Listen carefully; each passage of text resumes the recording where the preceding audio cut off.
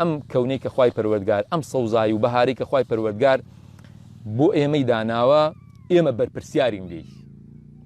ئێمە بەرپرسیارین لە یەک بە یەکی ئەم شتانەی کە لەم سەرزەویەدایەت بچووکترین هەڵە بچووکترین خەلەل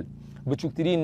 کەمتەرخەمی بەرامبەر ئەم ژینگە جوانە بەرامبەر ئەم درەختانە ئێمە لە ڕۆژی قیامەتا لێ بەرپرسیارین واللهی لێ بەرپرسیارین واللهی عەزیەتی درەختێ بدەین بەناحەق واللهی لێپرسینەوەمان لەسەری ئەکرێت واللهی عەزیەتی درەختێ بدەین بەناحەق بیبڕین خوای پەروەردگار محاسەبەمان لەسەری ئەکات لەوانەیە زۆر جار ئێستا هەندێک حاڵەت ئەبینین لەم ژینگەیەدا کەوا عەزیەتی ژینگە ئەدرێت عەزیەتی درەختەکان ئەدرێت ئازاری وەکو باسمان کرد لە ئاەتەکانی پێشوە ئەم درەختانە شعوریان هەیە هەستیان هەیە هەست بە شتەکانی دەوروبەریان ئەکەن بۆیە بچووکترین هەڵە بچووکترین نوقسانی بچووکترین کەمتەرخەمی بەرامبەریان واللهی لێپرسینەوەمان لەسەری هەیە ئەوە نییە بڵێن ئەمە درەختە و ئەوە چیە و کەس لێپرسینەوەمان لەسەری ناکات وەکو چۆن لێپرسینەوەمان لە بەرامبەر گیاندارە لە بەرامبەر مرۆڤدا لە بەرامبەر هەر دروستکراوێکی خوای پەروەردگار بەناحەق عەزیەتی بدەین لە بەرامبەر ئەو درەختانەشدا خوای پەروەردگار سزا و لێپرسینەوەمان لەسەری کات ئەوە تا خوای پەروەردگار ئەگەر کەسێک لە شوێنێکە ئەگەر کەسێک سزای درەختەکان بدادیان ئازاریان بدا خوای بیان ئەوە خوای پەروەردگار بە جۆرێک لە فەساد باسی کردووە ئەفەرمێ وئیذا تەوەلا سعى في الأرض ليفسد فيها ويهلك الحرث والنسل والله لا يحب الفساد باسی ستەمکاران ئەکات کەوا فەرمی کاتێکەوە بەسەر زەویدا بڵاو ئەبنەوە وبیانێ فەساد و خراپە لە زەویدا بەرپا بکەن و هەروەها لە درەختەکان و لە گژوجیا و لە سەوزاییدا بەرپا بکەن ئەوە بە جۆرێک لە فەساد خوای پەروەردگار ناوی بردووە والله لا يحب الفساد خوای پەروەردگار بە هیچ جۆرێک فەسادی خۆش ناوێت یعنی خراپکردنی شتەکانی دەوروبەری خۆش ناوێت پێی خۆش نییە یعنی هیچ معقولەتی تێدا نییە بەڕاستی من بەناحەق تۆ بەناحەق کەسێک بەناحەق درەختێک ببڕێتەوە یان بە جۆرێک لە جۆرەکان برینداری کا بۆ ئەوی وشک ببێت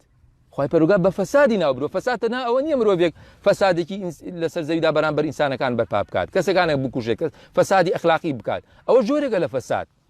ئەوە تا خوای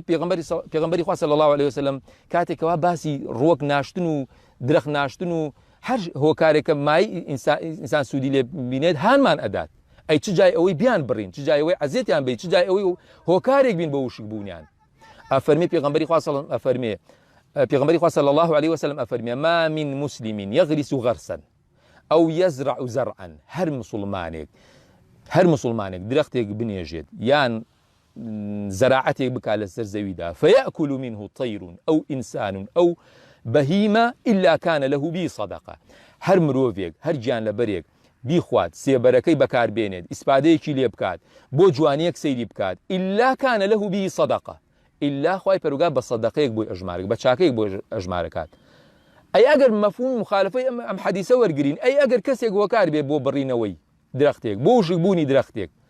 چۆن پاداشتی لەسەر وەرئەگیرێ بە ناشتنی و بە خزمەتکردنی و بە جوانکردنی ئاواش بەڕاستی بە یەقینەن سزای لەسەر وەرئەگرێت باوەکو بەخۆی بزانێ بەخۆی نەزانێت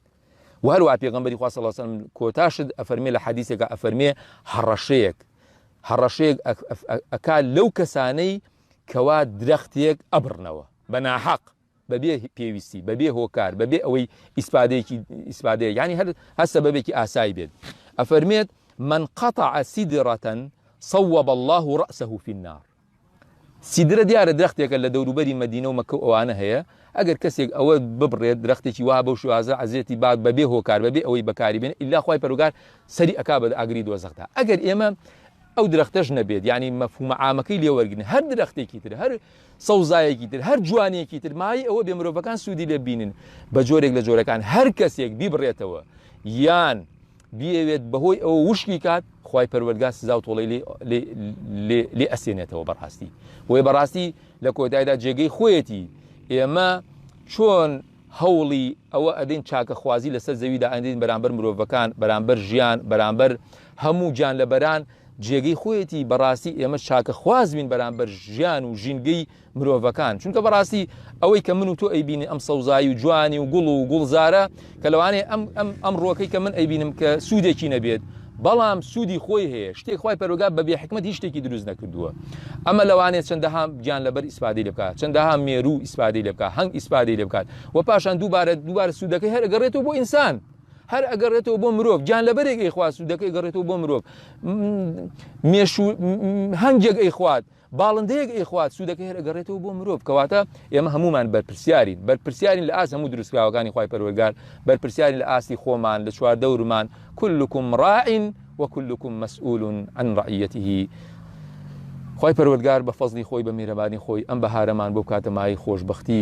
دین و دنیا و قیامەتمان لەزەتی لێبەرین و بتوانین عیبادەتی تێدا ئەنجام بدەین و بتوانین بەهۆی ئەم بەهارەوە جوانترین عیبادەت جوانترین بیرکردنەوە جوانترین سەرنجدان نی تێدا بەدی بهێنین خوای پەروەردگار بە ڕەحمی خۆی بە میهرەبانی خۆی لەم نەخۆشی و ناخۆشی ڕزگارمان کات کوردستانێکی ئاوەدان و سەوزمان پێ ببەخشێت وصلی الله علی نبینا محمد وعلى آله وصحبه أجمعين